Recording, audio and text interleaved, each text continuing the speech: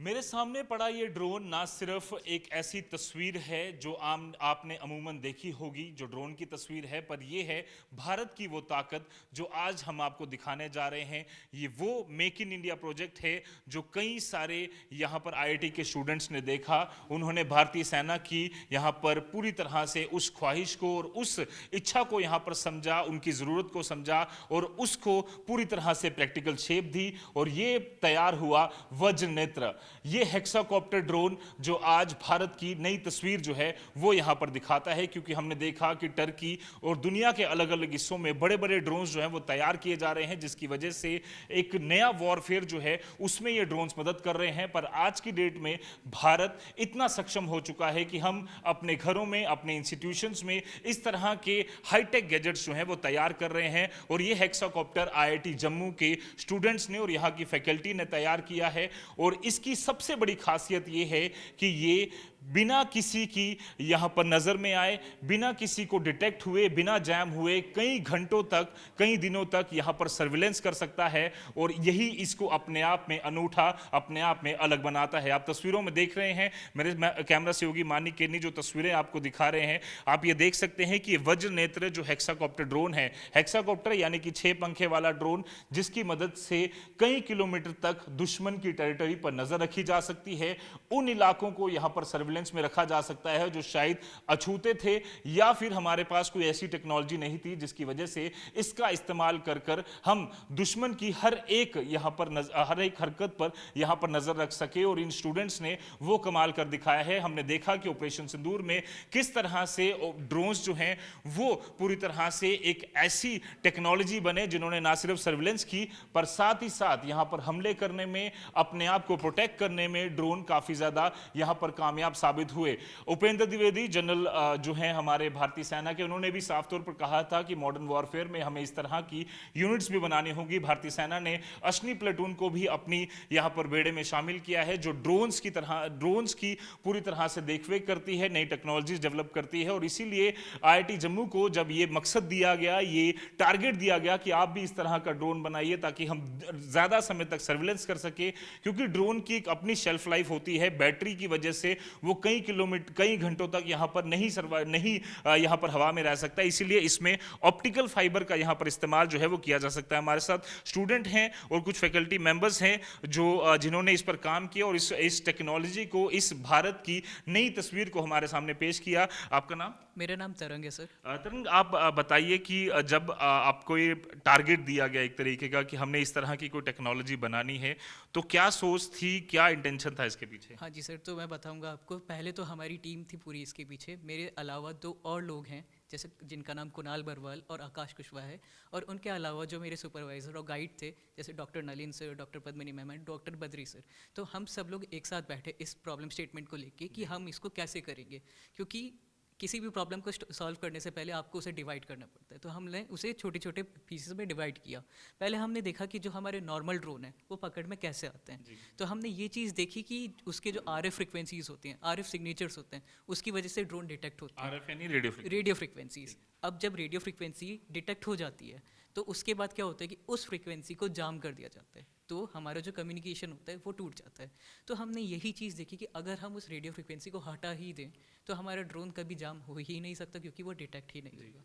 तो हम इस चीज़ के ऊपर आगे बढ़े कि हम कौन से दूसरे मीडियम का यूज़ कर सकते हैं कम्युनिकेशन के लिए। आप थोड़ा इसी पर डोमिनिस्ट्रेट कर थोड़ा सा बताएंगे कि क्या आपने बदलाव किया और नॉर्मल ड्रोन से कैसे अलग है? हाँ जी सर, जैसे मैं आपको बताता हूँ। एक आप नॉर्मल ड्रोन देखेंगे तो उसमें होता है फ्लाइट कंट्रोलर। फ्लाइट कंट्रोलर एक ड्रोन का ब्रेन होता है। अब ड्रोन का ब्रेन क्या करता है कि वो मेंटेन रखता है कि आपका ड्रोन सीधा रहे, स्टेबल रहे और एक जगह पे ही उड़ता रहे। और जब आपको ड्रोन को आगे पीछे या फिर ऊपर नीचे करना है तो उसके लिए आपको कंट्रोल सिग्नल लगते हैं, और कंट्रोल सिग्नल आते हैं रेडियो रिसीवर के थ्रू। अब जैसे इसमें आप ये देख सकते हैं कि रेडियो रिसीवर है। तो अगर मैं, जैसे हम लोग रेडियो रिसीवर देखते हैं तो रेडियो रिसीवर से क्या होता है कि हमारी जो रेडियो फ्रिक्वेंसीज हैं वो पकड़ में आ जाती है। अगर मैं रेडियो रिसीवर को हटा देता हूँ, मैं ऑप्टिकल फाइबर लगा देता हूँ इस पर, मतलब कि मैं वायर के थ्रू कम्युनिकेशन करूँगा। अब मैं वायर के थ्रू कम्युनिकेशन करूँगा तो मेरे पास कोई रेडियो फ्रिक्वेंसी रही नहीं।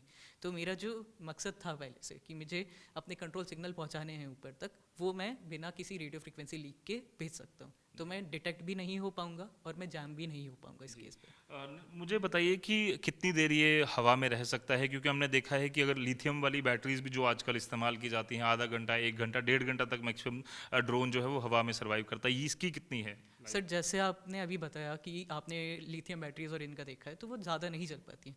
उस पर क्या होता है कि बैटरी ऊपर लगी रहती है, लेकिन हमने बैटरी का कॉन्सेप्ट ऊपर से हटा दिया। हमने बैटरी जो है इसको पावर करने के लिए हमने ग्राउंड स्टेशन से पावर कर रहे हैं। तो हमने जो देखा ऑप्टिकल फाइबर कंट्रोल के लिए जा रहे हैं, तो उसके साथ 2 और वायर जाते हैं जो कि इसके पॉजिटिव एंड नेगेटिव टर्मिनल्स होते हैं, जो ऊपर पावर जा रहा है उसको कंट्रोल करते हैं। तो अराउंड इसको हम 6 से 7 घंटे तक लगातार उड़ा सकते हैं।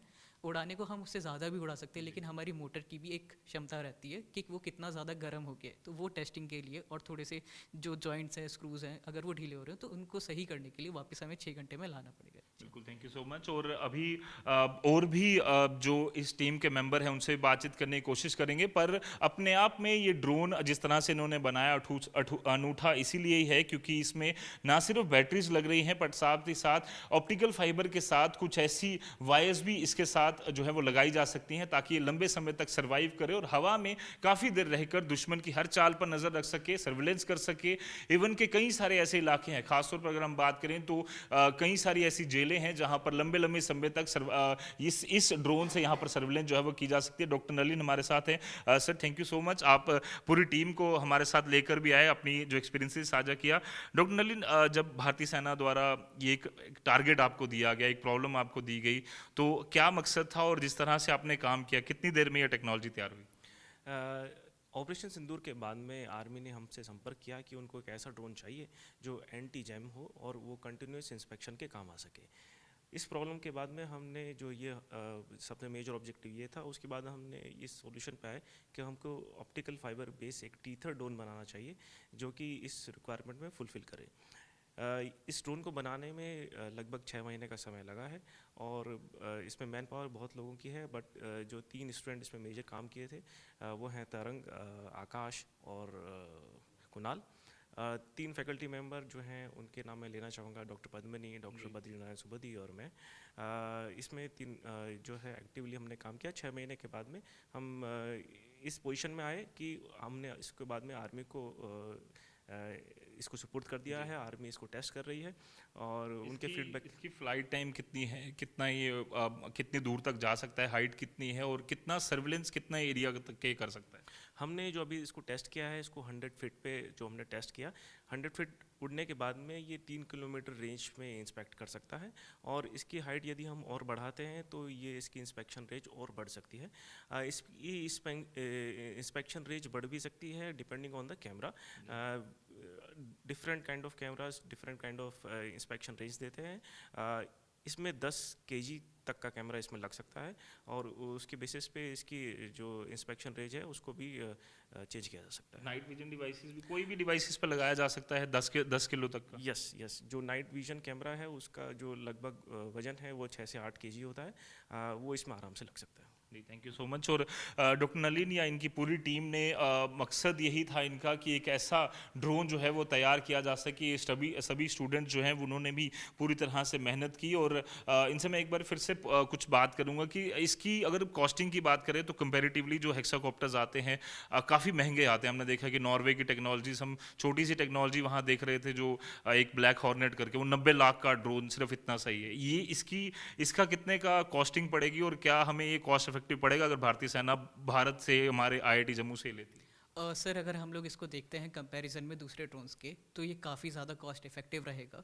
लाइक जैसा आपने बताया कि ब्लैक हॉर्नेट जो है 90 लाख और ऐसे रेट के आते हैं, तो ये मैं कहना चाहूँगा ये उसके 10% रेट के अंदर अंदर आ जाएगा। इस 9 लाख 10 लाख के अंदर अंदर इतनी बढ़िया टेक्नोलॉजी आप दे पाएंगे? हाँ जी सर। और बिना किसी परेशानी को और पूरी तरह से मेक इन इंडिया? हाँ जी सर।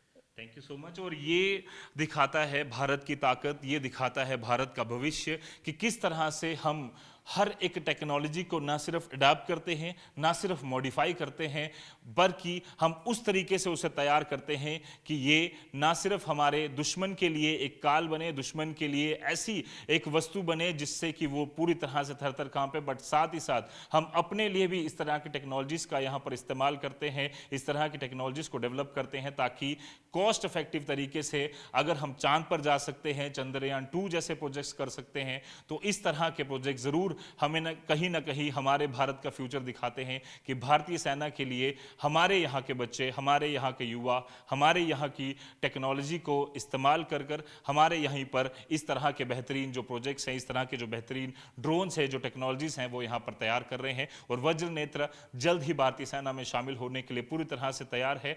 भारतीय सेना इसे अभी फिलहाल टेस्टिंग मोड पर यहाँ पर टेस्ट कर रही है। वीडियो जर्नलिस्ट मानिक नई सादा जोधपुर, आज़ी मीडिया, जम्मू।